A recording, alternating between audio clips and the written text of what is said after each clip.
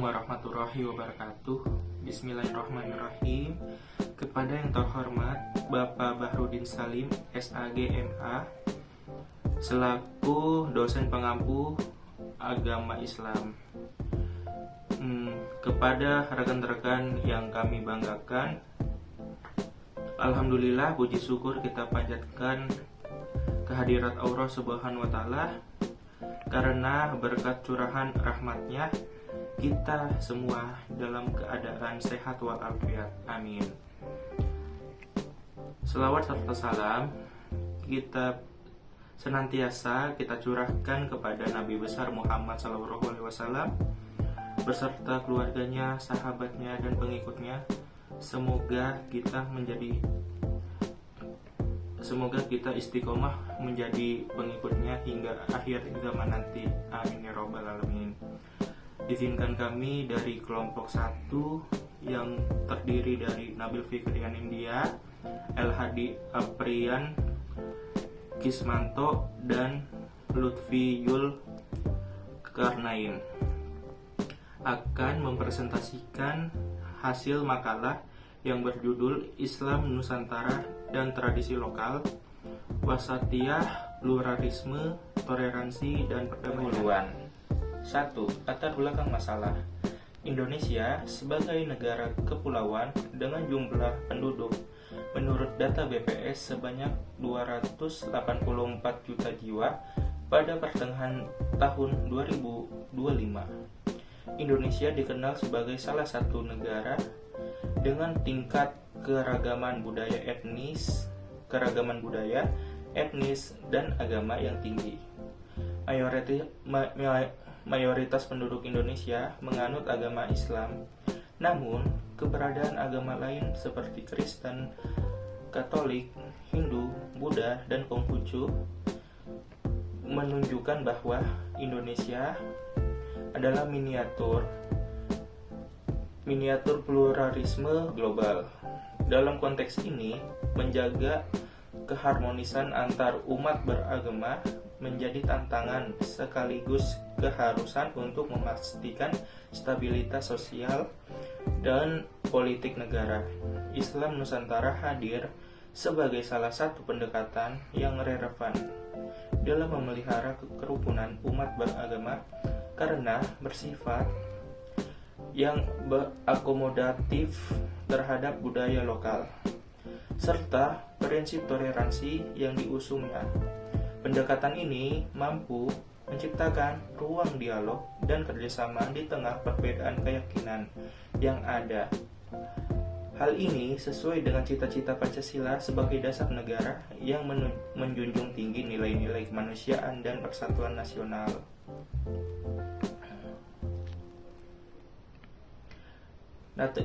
Nahdlatul Ulama sebagai organisasi Islam terbesar di Indonesia dengan basis negara yang sangat besar, memiliki pengaruh besar pada kehidupan agama dan sosial masyarakat Indonesia.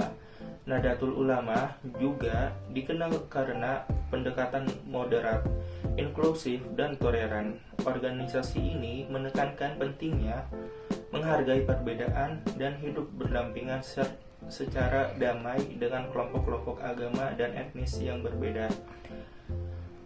Nahdlatul Ulama memiliki sejarah panjang dalam mengintegrasikan nilai-nilai Islam dengan kebijakan lokal yang merupakan salah satu pilar utama konsep Islam Nusantara. Islam Nusantara mencerminkan praktik Islam yang khas di Indonesia, tidak hanya mengedepankan ketaatan terhadap syariat tetapi juga adaptasi tidak hanya terhadap kearifan lokal. Tradisi seperti selamatan, gerebek maulud, dan sedekah bumi adalah bukti nyata bagaimana Islam Nusantara mampu melaraskan ajaran Islam dengan budaya lokal.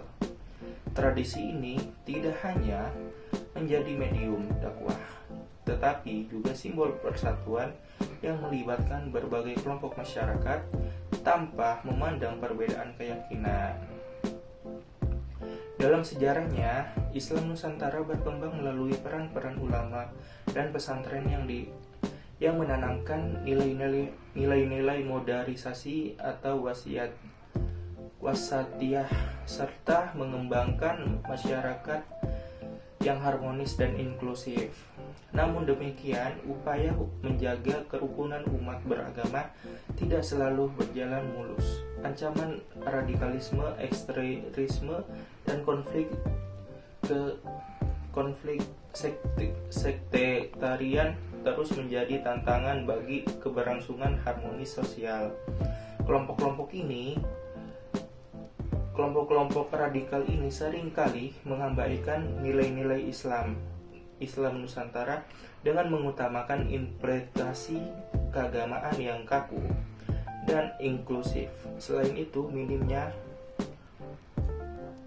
pemahaman masyarakat terhadap pentingnya toleransi antar umat beragama memburuk situasi ini. Oleh karena itu, kajian ini dilakukan untuk menggali lebih dalam peran Islam Nusantara dalam menciptakan kerukunan umat beragama, menganalisis strategi yang telah diterapkan, dan mengidentifikasi hambatan-hambatan yang ada. Rumusan masalah berdasarkan latar belakang di atas, maka penulis merumuskan masalah sebagai berikut.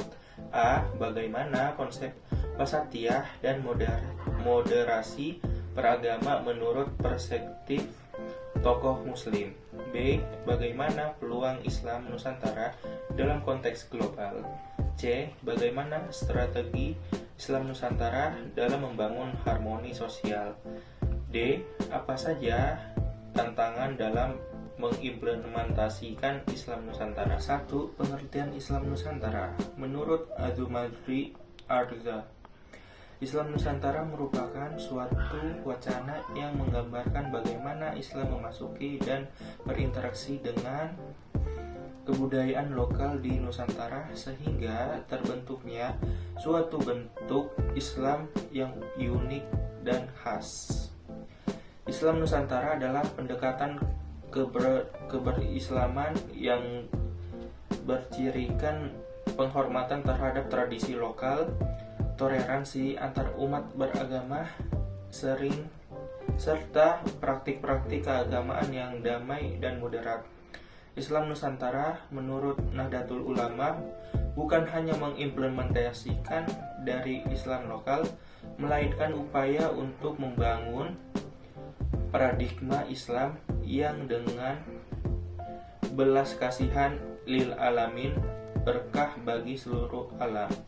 Nahdlatul Ulama menunjukkan bagaimana Islam dapat menafsirkan dalam konteks Indonesia yang plural dan heterogen, menempatkan nilai-nilai kemanusiaan dan keadilan sosial di atas segalanya.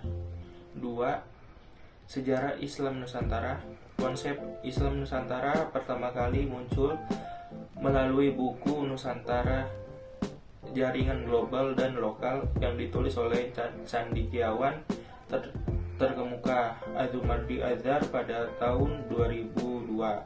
Kemudian pada tahun 2007, cendekiawan Indonesia lainnya, Nur Huda, menulis buku Islam Nusantara, Sejarah Sosial Intelektual Islam di Indonesia dan memperkenalkan konsep Islam Nusantara. Kedua buku ini merupakan publikasi awal tentang Islam Nusantara yang terlihat dari dua perspektif, analisis jaringan sistem Islam oleh Arza dan sejarah sosial intelektual Huda. Namun demikian, kedua publikasi ini tidak menarik perhatian publik secara masif karena dianggap sebagai buku akademis yang hanya beredar di kalangan cendekiawan dan peneliti. Konsep ini, Islam Nusantara, kemudian mendapatkan perhatian publik ketika organisasi muslim terbesar di Indonesia, Nahdlatul Ulama, secara resmi meluncurkan Islam Nusantara sebagai tema Muktamar ke-33 di Jombang, Jawa Timur pada tanggal 1 sampai 5 Agustus 2015. Selanjutnya, 3 nilai-nilai Islam Nusantara. Di sini ada beberapa nilai yang dijunjung tinggi dalam konsep Islam Nusantara sebagai berikut. A. Moderat. Islam Nusantara menekankan nilai-nilai moderat dalam praktik keagamaan dan sosial. Konsep ini menolak paham-paham ekstremis dan intoleran yang mengarah pada konflik kekerasan. B. Toleransi. Islam Nusantara menghargai keberagaman agama dan budaya di masyarakat dan menolak sikap fanatisme. Konsep ini mendorong dialog antar agama dan kerjasama antar umat beragama untuk menciptakan perdamaian dan keharmonisan di masyarakat. C. Kesederhanaan. Islam Nusantara menekankan nilai-nilai kesederhanaan dalam praktik keagamaan dan sosial. Konsep ini menolak kemewahan dan konsumsi berlebih serta mempromosikan kesederhanaan dalam berpakaian, makanan, dan gaya hidup. D. Gotong royong. Islam Nusantara mendorong nilai-nilai gotong royong dan kebersamaan dalam masyarakat. Konsep ini mempromosikan solidaritas sosial dan membantu orang yang membutuhkan. E. Kemanusiaan. Islam Nusantara menekankan nilai-nilai kemanusiaan dan hak asasi manusia. Konsep ini menolak diskriminasi, penindasan, dan penganiayaan atas dasar agama, ras, atau jenis kelamin. F. Spiritualisasi. Islam Nusantara menekankan nilai-nilai spiritualisasi dan akhlak yang baik dalam praktik keagamaan dan sosial. Konsep ini mendorong praktik keagamaan yang besar dan baik, serta mempromosikan nilai-nilai moral yang positif dalam hubungan antar manusia. Metodologi penelitian. Pada penelitian ini, metode yang digunakan adalah metode kepustakaan atau library research. Tujuannya adalah untuk mengeksplorasi dan menganalisis konsep Islam Nusantara dan tradisi lokal melalui berbagai sumber tertulis seperti buku dan jurnal ilmiah. Hasil penelitian dan pembahasan. Yang pertama, konsep wasatiyah dan moderasi beragama. Wasatiyah atau moderasi adalah konsep penting dalam Islam yang berarti jalan tengah, tidak ekstrem ke kiri atau ke kanan. Berikut adalah pandangan beberapa tokoh Muslim di Indonesia. Yang pertama, Ayumardi Azra menekankan bahwa wasatiyah adalah kunci untuk menghindari ekstremisme dan radikalisme. Islam harus dijalankan dengan damai dan membawa rahmat bagi seluruh orang. Yang kedua, Quroi Shibab menyatakan bahwa wasatiyah berasal dari Al-Quran dan Sunnah dan mendorong umat Islam untuk bersikap adil, seimbang, dan menghindari fanatisme. Yang ketiga, Nurkholis Madejid melihat wasatiyah sebagai jembatan antara tradisi dan modernitas, sekaligus menjaga agar Islam tidak terjebak dalam ekstremisme maupun liberalisme. Gus Dur merupakan pentingnya multikulturalisme dan saling menghargai perbedaan. Yang kedua, peluang Islam Nusantara dalam konteks global. Islam Nusantara memiliki potensi besar menjadi model Islam moderat di tingkat global. Dalam situasi dunia yang makin terpolarisasi, Islam Nusantara hadir dengan pendekatan ramah, toleran, dan damai. Beberapa kekuatan utama Islam Nusantara. Yang pertama, akulturasi budaya. menggabungkan nilai-nilai lokal dengan ajaran Islam tanpa kehilangan substansi agama. Yang kedua, modernisasi pendidikan Islam. Pesantren berhasil menggabungkan ilmu agama dan sains dan teknologi, menjadikan Islam tetap relevan di era modern. Yang ketiga, pemanfaatan media lokal, media digital, untuk menyebarkan nilai moderasi dan toleransi secara global dan lintas batas. Yang ketiga, pengembangan ekonomi syariah dan UMKM halal. Yang ketiga, strategi Islam Nusantara dalam membangun harmoni sosial. Ada 3 strategi utama yang dijalankan. Pertama, adaptasi budaya lokal. Seni seperti wayang, tari, dan musik gamelan digunakan sebagai sarana dakwah. Contohnya seperti tokoh Punakawan menyampaikan nilai-nilai Islam secara simbolis. Yang kedua, dialog lintas agama dilakukan oleh ormas seperti Nahdlatul Ulama dan Muhammadiyah melalui seminar dan kegiatan sosial bersama. Yang ketiga, pendidikan moderasi. Pesantren mengajarkan nilai kasih, toleransi, dan penghormatan melalui kitab kuning dan pendekatan tradisional. Sekian dari saya. Wassalamualaikum warahmatullahi wabarakatuh. Banyak berbagai tantangan yang harus dihadapi oleh Islam Nusantara. Yang pertama, paham radikalisme dan ekstremisme yang menyebar luas ke masyarakat, baik melalui media sosial, lingkungan pendidikan, dan aparatur sipil negara. Yang kedua, kurangnya literasi keagamaan dan digital yang disebabkan oleh berbagai faktor seperti rendahnya minat baca, minimnya akses bacaan, dan pendidikan yang kurang berkualitas. Yang ketiga, minimnya integrasi kurikulum Islam Nusantara di pendidikan formal yang disebabkan oleh ketidakjelasan kebijakan, kebingungan guru dalam mempraktikannya, dan hanya fokus pada pencapaian akademik saja. Berdasarkan pembahasan yang telah kami lakukan, ada beberapa rekomendasi yang bisa menjadi langkah bersama. Pertama, kita perlu menanamkan nilai wasatiyah dalam pendidikan. Dengan begitu, generasi kita tumbuh menjadi pribadi yang bijak, terbuka, dan mampu menghargai semua perbedaan. Kedua, tradisi-tradisi lokal sebaiknya tetap dilestarikan dan dijadikan media dakwah karena lebih mudah diterima oleh masyarakat. Ketiga, dialog lintas agama dan budaya harus ditingkatkan sebagai penghubung untuk memperkuat persaudaraan dan saling memahami perbedaan.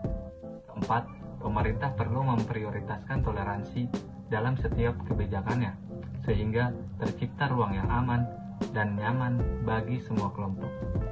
Dan yang terakhir, peran organisasi masyarakat serta generasi muda sangat penting dalam menciptakan gerakan damai, karena tanpa mereka, gerakan ini tidak akan berjalan dengan baik. Dari pembahasan kami, dapat kita simpulkan bahwa Islam Nusantara adalah wajah Islam khas Indonesia yang menjunjung tinggi moderasi, toleransi, dan perdamaian, serta menjadi strategi sosial dan budaya untuk menjaga persatuan bangsa. Dari kesimpulan ini, ada beberapa saran penting. Pertama, dunia pendidikan perlu menanamkan moderasi sejak dini. Yang kedua, pemerintah harus memprioritaskan pluralitas dan hak minoritas. Yang ketiga, tokoh agama perlu melestarikan tradisi lokal. Yang keempat, masyarakat harus menjaga kerukunan sosial. Dan generasi muda, mari aktif dalam gerakan perdamaian, baik di ruang digital maupun komunitas nyata. Dengan langkah ini, maka persatuan dan harmoni bangsa dapat terjaga. Mari jadikan perbedaan sebagai kekuatan, bukan alasan untuk perpecahan. Sekian presentasi dari kelompok kami, semoga bermanfaat dan mudah dipahami. Jika ada yang kurang jelas atau ada masukan, kami sangat terbuka untuk diskusi. Terima kasih sudah mendengarkan kami dengan baik. Wassalamualaikum warahmatullahi wabarakatuh.